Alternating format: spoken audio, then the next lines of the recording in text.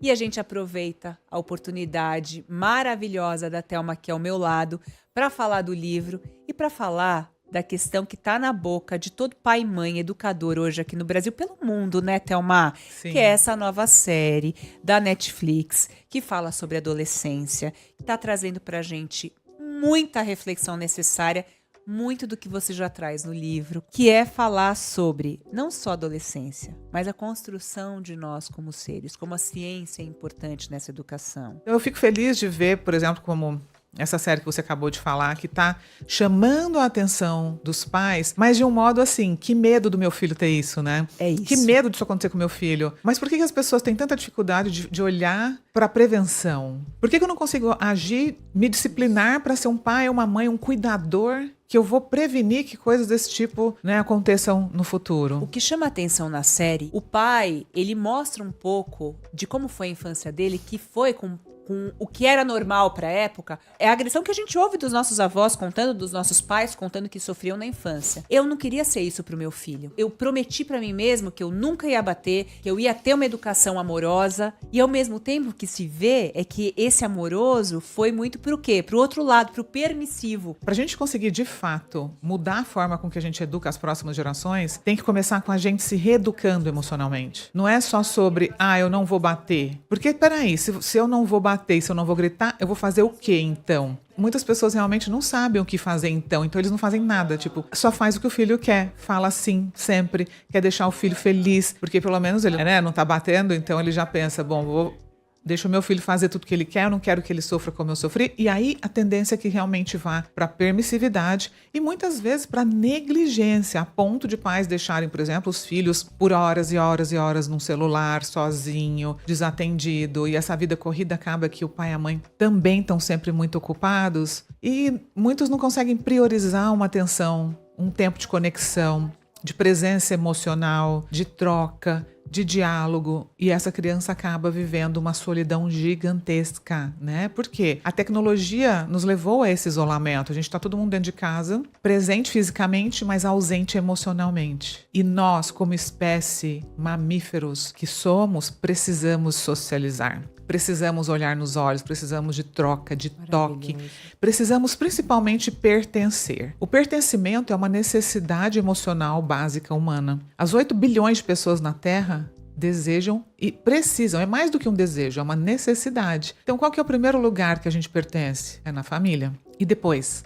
É na escola, com os amiguinhos, com a professora, e depois no trabalho, no casamento, na sociedade. Mas quando o pertencimento nessa fase inicial da infância fica comprometido, quando essa sensação de mamãe gosta de mim, papai gostam de mim, eu sou uma criança boa, eu tô sempre aprendendo, eu confio na minha capacidade, eu gosto de quem eu sou, é uma construção fundamental, são pilares essenciais para as próximas fases da vida. E então, o que é importante que os pais se atentem? Não é sobre educar com amor e deixar de ser violento, né? E fazer... Confusão. É uma confusão enorme. É uma confusão. É isso. Então, qual é o caminho? O caminho é eu olhar para dentro, olhar para essas dores emocionais que ainda estão lá e que muitas vezes está fazendo você ser um pai impulsivo, intolerante, sem paciência, que bate, que grita, mas não porque o seu filho está fazendo algo errado, porque você não suporta a dor que já vive em você. Então a intolerância é muito grande, com as próprias emoções, com a falta de acolhimento que a pessoa tem consigo mesma. Isso que você falou da permissividade, eu vejo pais e mães falando assim, eu não consigo, a criança com 7, 8, 9 anos, eu não consigo tirar o celular da mão dele, porque ele já não me deixa...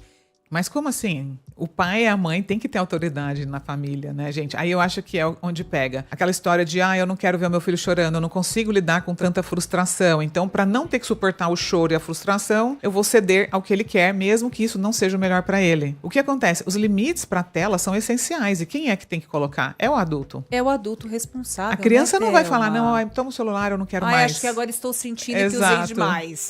Não é assim que acontece. Então, sim, nós temos que nos posicionar de forma firme. Não é que você vai gritar e bater, mas vai sentar e vai conversar. Aqui em casa, a partir de agora, nós vamos ter momentos para você usar a tela. Você faz um combinado. 1 hora durante a manhã, 1 hora durante a tarde. É claro, cada família vai ter uma dinâmica, mas não é que a criança vai passar o dia inteiro nas telas. Ela tem que fazer esporte, ela precisa estudar, ela precisa brincar, ela precisa socializar. E hoje em dia não existe mais isso. É a criança o tempo inteiro nas telas. E o que eu mais vejo são pais reclamando pra mim, eu queria que meu filho jogasse bola, mas ele não quer ir. Ele quer ficar só no celular. Óbvio, ele não vai querer. É, eu já então, vi, pois quando é. você tá com a criança não quer sair. A gente não quer. Exato, porque o vício é muito grande, né? A liberação de dopamina, né, que é liberado pelo circuito de recompensa do cérebro, é enorme. Então a criança, ela, quando sai dali, ela fica nervosa, muitas vezes agressiva, é como se vivesse uma abstinência, né? É uma abstinência, né? Você tocou num ponto, cognição. Na série, o garoto ele é acusado de um crime e o que dá a entender, se a pessoa, a criança com 13 anos, não tem noção dessa gravidade, eu queria que você falasse um pouco do ponto de vista da neurociência, das suas pesquisas em infância, da cognição da criança. Parece que ela confunde o mundo virtual com o real. A criança mesmo, quando a gente fala 1, 2, 3, 4, até uns 5 anos de idade, ela confunde muito o mundo lúdico com a realidade, porque ela não tem ainda o córtex pré-frontal desenvolvido, ela é totalmente dominada pelo instinto, pelas emoções. Então, muitas vezes também ela assiste algo, ela acha que aquilo pode ter acontecido. É natural que isso seja assim. Mas aos 13 anos, ele já tem condições cognitivas de separar, puxa, isso é certo, isso é errado. Isso. O que acontece com a pessoa que só fica nas telas? Ela tem uma realidade distorcida da vida. Né? Porque ela tá só num celular vendo vídeos rápidos de 30 segundos, 1 minuto. Como é que a gente aprende sobre o mundo? É conversando, é se relacionando, é experimentando a vida, é tendo um adulto cuidador para nos guiar, nos treinar, nos orientar.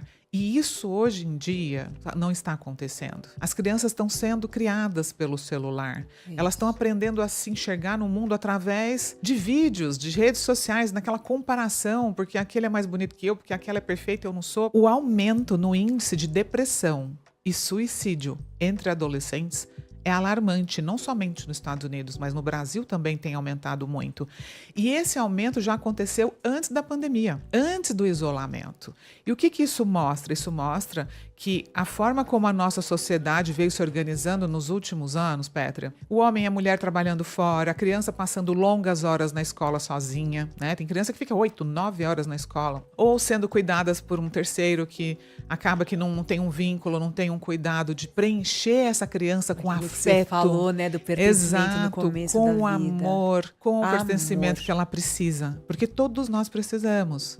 E amor dói também, né, Thelma? A falta dele, né, Nossa, principalmente. não, eu digo assim, dói no sentido de você tem que falar não. Ah, outro dia minha sim. filha quase não é não, e eu me sentindo eu por dentro assim arrasada, querendo falar assim, mas falei não. É que o amor é sobre você também ter que pôr limites e falar não, com certeza, imagina. Paradoxo do amor, gente, é pôr limite. Amar é cuidar. Amar é cuidar.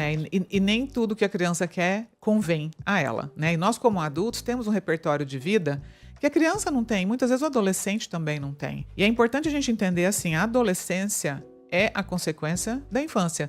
Assim como a vida adulta também é consequência dessa adolescência. Então, se essa criança foi criada num lar com ausência de paz, com ausência de afeto, principalmente de segurança emocional, né? Porque o que é o pertencimento? Eu ter certeza que não importa o que aconteça, eu sou amado. Thelma, tá difícil ser pai e mãe hoje em dia. Com certeza. É verdade? Na verdade, eu acho que é o maior papel assim que a gente tem, sempre teve, sempre foi desafiador. Mas agora tá muito mais, porque tá muito mais. A mulher, igual eu também, eu trabalho muito, eu adoro trabalhar. E você ter que se dividir entre todos os papéis e priorizar aquilo que é prioridade, né? Por exemplo, estar sempre presente com os filhos, que é uma coisa que eu não abro mão, é muito desafiador. O cansaço, o estresse, a correria do dia a dia. E agora com essas tecnologias, né? A criança tem acesso a tudo, você tem que ficar ali vigilante para ver se ela não está entrando em sites que não pode. Mas a conversa não é importante, Thelma? Você fala que educar é um ato de amor, mas também é ciência. A conversa franca. Eu vou te falar assim, todas essas conversas que estão rolando, mesmo nas redes, sobre o adolescência, eu tenho falado tudo para minha filha de 9 anos, compartilhado com ela. Assim, eu gosto disso. Filha, estão falando disso, não sei o que, a mamãe tem medo disso, não sei o que. Essa conversa, eu acho que ela é tão poderosa, mas não sei ainda, porque 9, 7, vai chegar ainda outras Não, mas fases. depende, lógico, tem que ver qual que é a idade de cada filho, a maturidade. Mas eu vou te dar um exemplo. Eu gosto muito desse tipo de coisa, eu sou muito aberta com os meus filhos também. Você tem quantos? Tenho 2. A gente estava em Nova York uma vez, andando no metrô de Nova York, e tinha um homem muito drogado. E ele tava abaixando as calças e fazendo xixi no meio da estação. E meus filhos olharam, mamãe, olha lá, ele tá pelado, fazendo xixi no meio da estação. E eu aproveitei para explicar naquele momento. Falei, gente, você sabe, tá vendo aquele moço fazendo aquilo? Ele usa drogas. Quando a pessoa usa drogas, ela não sabe o que ela tá fazendo. E ela fica viciada, aquilo destrói o cérebro dela, o discernimento, a parte racional. E olha só. É uma oportunidade. Exato, tudo é uma oportunidade de ensinar. E aí, olha só, agora ele é um mendigo, ele não consegue trabalhar. Vocês nunca façam essa escolha na vida. Acho muito legal porque eles falam, mamãe, eu nunca vou usar droga. Eles olham agora e falam, olha lá, tá vendo aquele moço usar droga? Eu nunca vou usar droga. Então, tá assistindo, por exemplo, né, uma série que você tá vendo coisas que te preocupam, que você pode abordar com seu filho. Olha só, é por isso que eu me preocupo tanto com vocês, por isso que eu quero que a gente tenha tempo juntos, que vocês se sintam amados pela mamãe. Por isso que é importante, né, que a gente sente para fazer refeição, porque a infância é a construção da saúde do adulto, sabe? Eu falo muito isso lá em casa, assim. E você fala, né, de novo, educar é um ato de amor, mas também é ciência, que é o livro aqui da Thelma. E aí eu fico pensando, mas também, com esses tempos tão loucos, a gente nem consegue usar a nossa intuição. Que a intuição guia muito a gente também sobre o que falar ou não falar, sobre esses dilemas. Se a gente atrofia a conexão, como é que eu vou poder usar minha intuição se a intuição é na base da troca? Concordo com você. E isso é algo que a gente tem que resgatar urgentemente. Porque eu falo que, claro, que se a gente educa por instinto, é desafiador, é complicado. Para educar, a gente tem que desenvolver recursos, né, de gestão mesmo, emocional, de conseguir lidar com a sua raiva. E é importante, mas o instinto também é uma parte muito importante da maternidade. E se você está tão distante de um filho, se você não tem tempo para olhar para ele, se você simplesmente vai sendo empurrada pelos seus dias, né? Ah, não, hoje eu não vou brincar com você, amanhã. Passa uma infância inteira, essa criança passou a infância inteira ali, esperando aquele momento, né, de ser olhada, ser vista. A distância entre esse pai e essa criança, essa mãe, esse filho é tão grande, Petra, que às vezes é até difícil você recuperar. Muitos adolescentes saem de casa, não voltam, se distanciam, por quê? Esse distanciamento já aconteceu. Já tá sólido. Há muito tempo. Então, quando esse adolescente começa a crescer, começa a ter percepção, ele fala, credo, eu não quero continuar vivendo assim, eu não quero continuar sendo desrespeitado, ou negligenciado, ou abandonado. Então, é muito importante que, para quem ainda tem filhos na fase da infância, construam laços de afeto, com segurança emocional, com conexão. E claro que vai ter que precisar falar não, é claro que vai ter que pôr limites, mas não é na base da pancadaria, não é na base da agressão, não é na base de abusos físicos e emocionais. E por que é tão desafiador? Porque a gente vai ter que se dar a educação emocional que a gente não recebeu. O que é mais fácil para educar? Educar é você falar, fica quieto aí, eu vou te dar um tapa e faz o que eu tô mandando e acabou? Ou eu parar para prestar atenção no que eu tô sentindo, gerenciar essa raiva, esperar a hora certa para falar? É muito mais fácil bater. Então o teu cérebro ele sempre vai buscar um caminho conhecido, até que você consiga desenvolver novos padrões. Só que para isso vai ter que existir tomada de consciência, decisão, treino, né? Como é que a gente aprende a nadar? Nadando. Como é que você vai aprender a dirigir um carro? Dirigindo todo dia um pouco. Mas com bons instrutores também. Também. Então é a mesma coisa. Como é que você vai aprender a usar a razão para lidar com a emoção? Porque a gente tem que permitir que os filhos sintam. A emoção, a gente tem que aprender a gerir. E como é que a gente aprende a gerir a emoção? Sentindo, não é reprimindo. Se eu falo para a criança, não pode chorar, engole esse choro. Criança não tem que querer, você não tem que ficar com raiva. A gente cresce como? Não quer sentir raiva. Você quer se livrar da raiva. E quando ela chega, você E aí, muitas vezes, depois, esses grupos de rede social, quando a criança não foi ouvida, eles vão se apropriar, eles vão ajudar essa criança a falar nas redes, com esses grupos paralelos de rede social que capta muito a carência. Por quê? Porque lá ele pertence. Ali ele achou pertencimento. Ali ele pertence, ali ele é ouvido, ali ele é considerado. Ali o que ele pensa e sente é levado em consideração. Então, você olha a importância da gente ouvir o que os nossos filhos pensam e sentem, que é justamente o que as gerações antigas não faziam, né? Não, a criança não tem que querer, engole o choro. E a gente cresceu como? Sem saber gerenciar as emoções. Pessoas explosivas, impulsivas, que querem tudo para agora, como se fossem crianças mimadas. E, na verdade, a gente não consegue impedir uma emoção, mas a gente consegue escolher a nossa reação diante daquela emoção. Treino.